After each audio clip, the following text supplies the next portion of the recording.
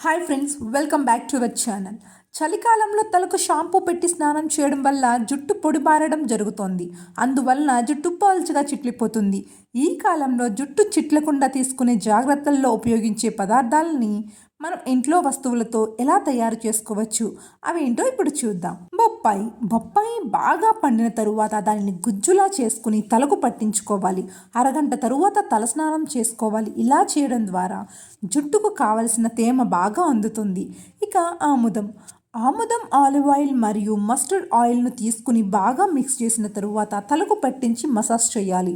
ఆ తరువాత హాట్ టవల్ని తలకు చుట్టి అరగంట తరువాత షాంపూతో తలస్నానం చేయడం మంచిది. ఇక ఆవకాడోను గుంజులా తయారు చేసి 15 నిమిషాలు అలాగే ఉంచిన తరువాత తలస్నానం చేసుకోవాలి. ఇలా చేయడం వల్ల కూడా జుట్టు సాఫ్ట్గా తయారవుతుంది. ఇక జుట్టుకు కావలసిన మాయిశ్చరైజేషన్ అందించేందుకు ఆలివ్ ఆయిల్ చాలా ఉత్తమమైనది.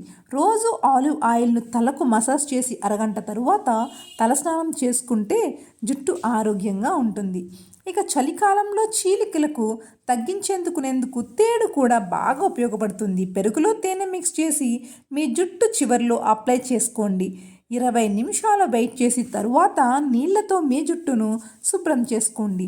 మంచి కొబ్బరి నూనె జుట్టుకు పట్టిన చిట్లిన బాగా తొలగిస్తుంది. తలకు మాయిశ్చరైజర్గా పనిచేయడమే కాకుండా బలాన్ని కూడా ఇది చేకూరుస్తుంది. ఇక చిట్టిన జుట్టును తగ్గించుకునేందుకు చెమోమోలి టీ కూడా బాగా ఉపయోగపడుతుంది. రోజు తలస్నానం చేసిన తరువాత చెమోమోలి టీను తలకు పోసుకోవడం వల్ల మంచి ఫలితాలు పొందవచ్చట. ఇక గుడ్డు షాంపూ కూడా చిట్లిన జుట్టును తగ్గించేందుకు బాగా పనిచేస్తుంది. గుడ్డుతో రోజ్మెరీని కొట్టి మీ తలపై మిశ్రమాన్ని మసాజ్ చేసుకోండి. 10 నిమిషాల తరువాత షాంపూ చేయండి. మీకు మంచి ఫలితాలు లభిస్తాయి. సో అది ఫ్రెండ్స్, విన్నారుగా. ఈ వీడియోపై మీ అభిప్రాయాన్ని కామెంట్లో తెలియచేయండి. ఈ వీడియో నచ్చితే లైక్ చేయండి.